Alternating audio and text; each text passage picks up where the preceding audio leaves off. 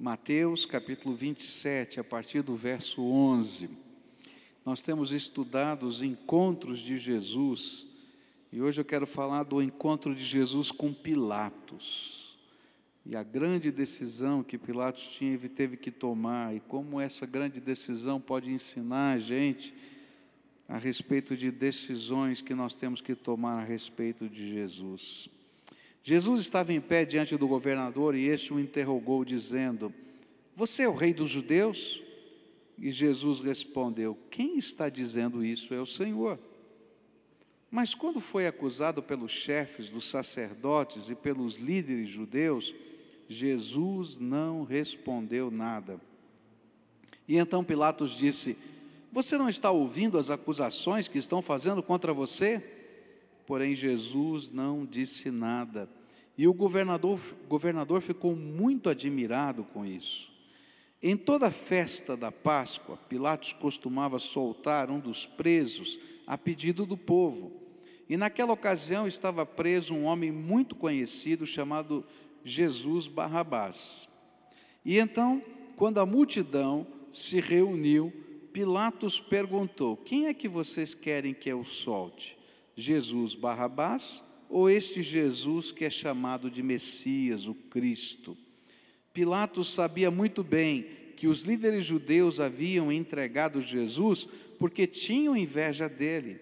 Enquanto Pilatos estava sentado no tribunal, a sua esposa lhe mandou o seguinte recado: "Não tenha nada a ver com esse homem inocente, porque esta noite num sonho eu sofri muito por causa dele."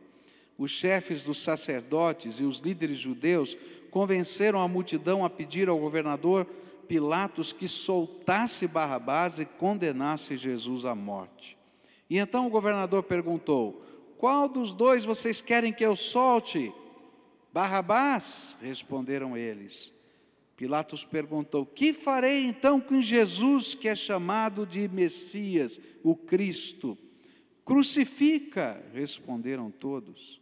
E ele perguntou: "Que crime ele cometeu?" E aí começaram a gritar bem alto: "Crucifica!" E então Pilatos viu que não conseguia nada e que o povo estava começando a se revoltar. E aí mandou trazer água, lavou as mãos diante da multidão e disse: "Eu não sou responsável pela morte deste homem, isto é com vocês." E toda a multidão respondeu: "Que o castigo por esta morte caia sobre nós e sobre os nossos filhos." E então Pilatos soltou Barrabás, como eles haviam pedido, e depois mandou chicotear Jesus e o entregou para ser crucificado. Eu acho que uma das coisas difíceis de fazer na vida é tomar decisões corretas no meio das lutas do dia a dia. Quantas vezes você já se sentiu encurralado pela vida, tendo que tomar decisões que não eram tão fáceis? Eu já me vi muitas vezes em situações assim. E como é que você se sentiu antes e depois de uma decisão séria na tua vida? Depende do que você decidiu e do que aconteceu. Hoje eu queria olhar para esse texto das Escrituras e tentar ajudá-lo a perceber as etapas, os elementos de uma decisão, especialmente de uma decisão espiritual, que cada vez, cada dia, eu e você precisamos tomar a respeito de Jesus na nossa vida. Como é que elas se processam dentro de nós? E isso a gente pode perceber nesse julgamento de Jesus. Quando eu olho para Pilatos e a decisão que ele tinha de tomar diante de Jesus, eu percebo que Pilatos tinha algumas certezas. E é interessante que sempre que a gente tem que tomar uma decisão, nós também temos algumas certezas dentro do nosso coração. A Bíblia vai nos dizer que Pilatos sabia que Jesus não era culpado das acusações a ele feitas, e muito menos que ele era digno de uma pena de morte. Por exemplo, Lucas capítulo 23 vai dizer para a gente o seguinte: Pilatos reuniu os chefes dos sacerdotes, os líderes judeus e o povo, e disse: vocês me trouxeram esse homem e disseram que ele estava atiçando o povo para fazer uma revolta. Pois eu já lhe fiz várias perguntas diante de todos vocês, mas não encontrei nele nenhuma culpa dessas coisas de que vocês o acusam. Herodes também não encontrou nada contra ele, e por isso o mandou de volta para nós. Assim, é claro que este homem não fez nada que mereça a pena de morte. Pilatos era o juiz. Ele tinha que decretar uma sentença. E ele tinha uma certeza que aquelas acusações eram falsas e que Jesus não era digno de uma pena de morte. E ele sabia mais ainda. A Bíblia vai dizer que ele tinha certeza de que o motivo por que Jesus estava sendo preso e acusado era a inveja que os líderes judeus estavam tendo do movimento religioso que Jesus estava iniciando. E isso vai aparecer no verso 18 do texto que a gente leu. Pilatos sabia muito bem que os líderes judeus haviam entregado Jesus porque tinham inveja dele. E não somente a nível da razão ele tinha essa certeza, mas até a nível dos sentimentos, ele também possuía a mesma certeza. E eu diria até a nível espiritual, ele tinha essa mesma certeza. Porque enquanto tudo isso estava acontecendo, a mulher dele lhe manda um recado: olha, toma cuidado com essas decisões que você vai tomar, porque eu sonhei com esse assunto a noite toda, e fui aflita na minha alma por estas coisas. Bom, se Pilatos sabia tudo isso, então qual era o problema para ele dizer: Jesus é inocente?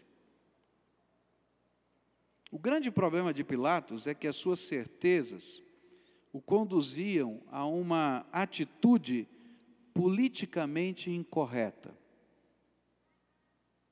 E o problema das decisões, ou nas decisões que nós tomamos, não são as nossas certezas, mas o preço que elas envolvem na nossa vida. Esse é o grande problema. Deus fala, e nós sabemos que Deus fala conosco, a gente pode sentir e perceber a voz dele no nosso coração. Nós temos convicções na nossa razão, nós temos impressões no nosso espírito, mas nem sempre temos a coragem de pagar o preço do que a sua voz nos anuncia. E sabe por quê? Porque nós tememos as perdas da nossa imagem.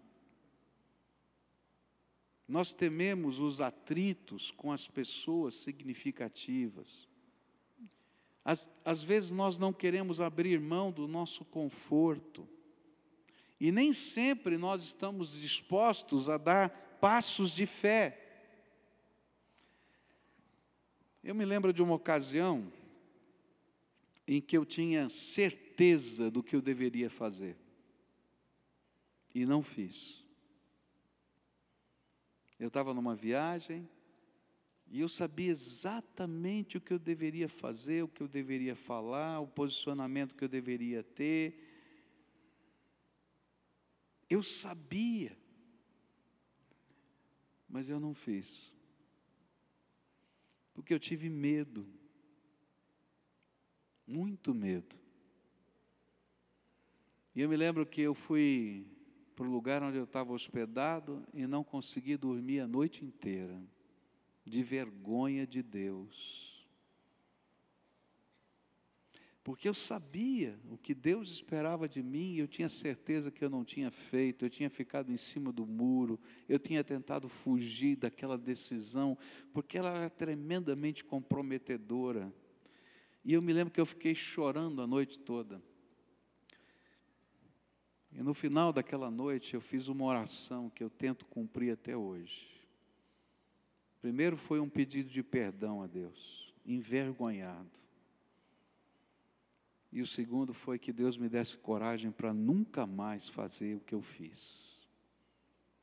Então, quando eu olho para Pedro, por exemplo, naquela fogueira, e aqueles que estavam julgando Jesus olham para Pedro e dizem assim: Pedro, você é um deles. E ele diz: você está louco? Eu posso entender muito bem, Pedro. Eu não sei se já aconteceu alguma coisa assim na sua vida. Eu tenho que confessar para você que foi um dos piores sentimentos que eu já tive na minha vida, de saber que eu tinha ouvido a voz de Deus e não tinha obedecido a voz de Deus. E eu peço a Deus que me dê graça para nunca mais ter que sentir aquilo que eu senti. Porque às vezes nós temos certeza, mas vem um medo tão grande dentro do nosso coração, e a gente não faz o que Deus está pedindo para a gente fazer. Às vezes Deus fala comigo e com você, e Ele fala assim: olha, está na hora de fazer uma determinada entrega, ou de uma área da tua vida, alguma coisa especial que Ele colocou dentro da sua alma, que é uma decisão muito séria. Eu vejo muitas pessoas ouvindo a voz de Deus como uma chamada para o ministério, e ouvem anos e anos a fio, mas nunca tomam uma decisão porque tem medo dessa entrega. Às vezes é uma área da vida que Deus está dizendo: eu quero santificar, e eu quero que você me consagre essa área da vida, que talvez não tenha nada de errado, mas você sabe que Deus está pedindo isso, alguma coisa que é um gesto, uma atitude, uma consagração, e a gente luta com Deus, porque a gente tem medo das consequências. Às vezes o Senhor nos pede um compromisso sério, como o batismo, por exemplo, e a gente tem medo de assumir esse compromisso. Ou às vezes o Senhor nos chama, nos convoca para um serviço, a gente tem medo.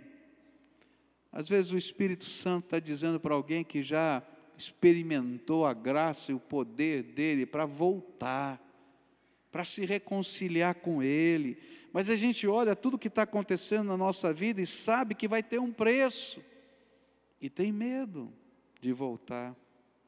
Ou então, quando o Espírito Santo de Deus diz para a gente que a gente tem que liberar perdão para alguém, e a gente sabe que a gente vai ter que pagar a conta das ofensas sozinho, porque quando a gente libera perdão, eu pago a conta, e eu tenho medo. Mas nem sempre nós temos a coragem para dar passos concretos. Então eu queria hoje olhar para você e dizer assim: olha para as certezas que Deus já colocou no teu coração. Porque Deus está falando com você através das certezas que Ele já colocou no coração.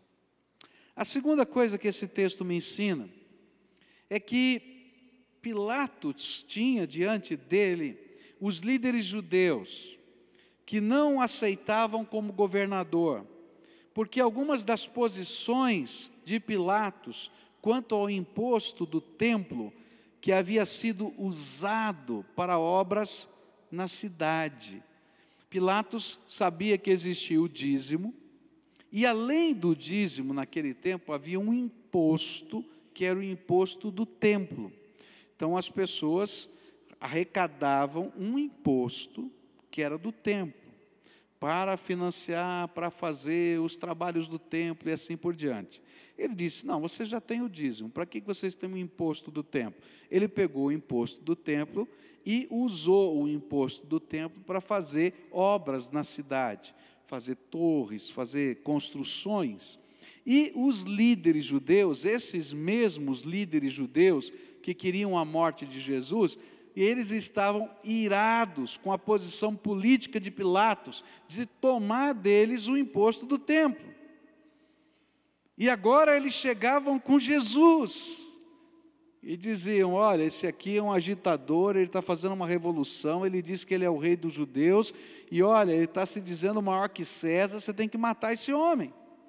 E um dos requerimentos de um governador romano era manter a chamada paz romana.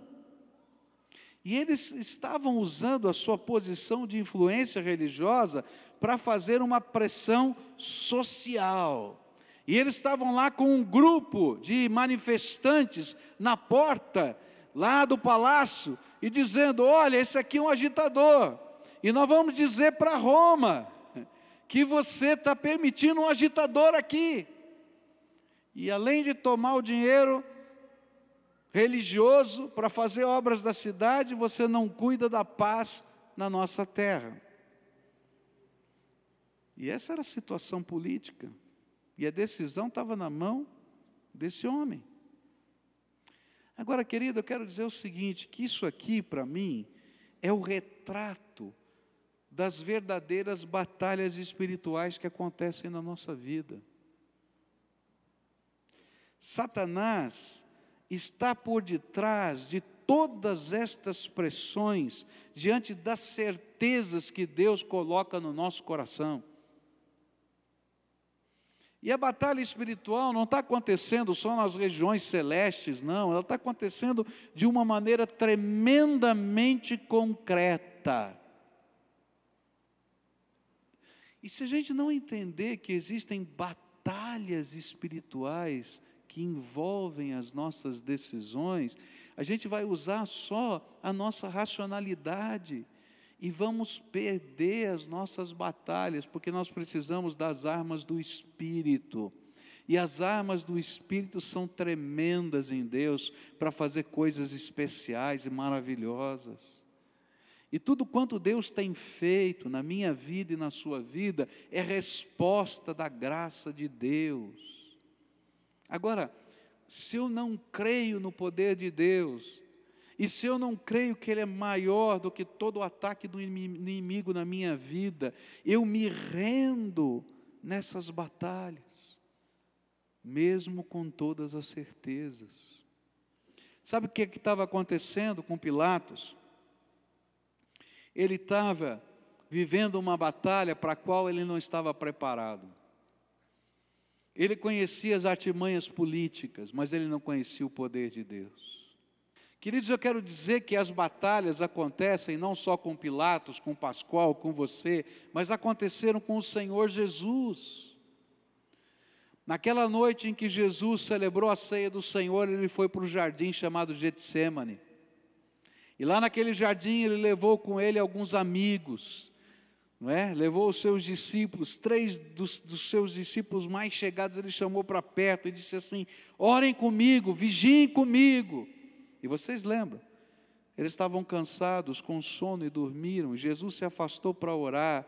E ali, queridos, foi uma tremenda batalha espiritual. A oração de Jesus era: Senhor, passa de mim este cálice. Queridos, é a mesma oração que às vezes nós oramos no meio das nossas batalhas, das decisões que a gente tem que tomar. Senhor, poupa a gente desse posicionamento, poupa a gente dessa decisão. Mas, queridos, não dá para poupar a vida inteira, gente, das decisões. E vai chegar um momento na minha vida e na sua vida que nós vamos ter que nos posicionarmos. E aí Jesus teve a coragem de dizer: mas não seja feita a minha vontade, mas a tua, Senhor. E quando o pai disse para ele: filho, não tem jeito, é a cruz. Ele foi até a cruz. Ele foi até a cruz, e graças a Deus Pai, graças a Deus Filho, graças a Deus Espírito Santo, Jesus foi até a cruz, porque se hoje eu posso ser mais do que vitorioso em Cristo Jesus, é porque Ele venceu na cruz do Calvário. Não passou o cálice. E queridos, na minha vida e na sua vida, as batalhas virão assim. Sabe de onde a gente tira forças para enfrentar essas batalhas e vencer o medo? A força para a decisão de Jesus, Ele tirou do compromisso que Ele tinha com seu Pai. E a nossa força para tomarmos as decisões na nossa vida espirituais, elas precisam vir do nosso compromisso com o nosso Pai eterno. E se a gente não colocar Jesus em primeiro lugar, se nós não colocarmos o Pai em primeiro lugar na nossa vida, nós nunca teremos forças para tomar as decisões que Deus pede para a gente tomar. Mas se Deus, Ele está em primeiro lugar na nossa vida, a gente vai sentir medo. Eu não vou dizer para você que você não vai sentir medo. Eu sinto muito medo, meus irmãos. Mas eu tenho uma coisa, que eu aprendi a duras penas, errando. Quando o Senhor fala, quando Ele me dá uma ordem, eu quero cumpri-la até o fim. Porque eu sei que não há lugar mais seguro na face da terra do que no centro da vontade de Deus na minha vida.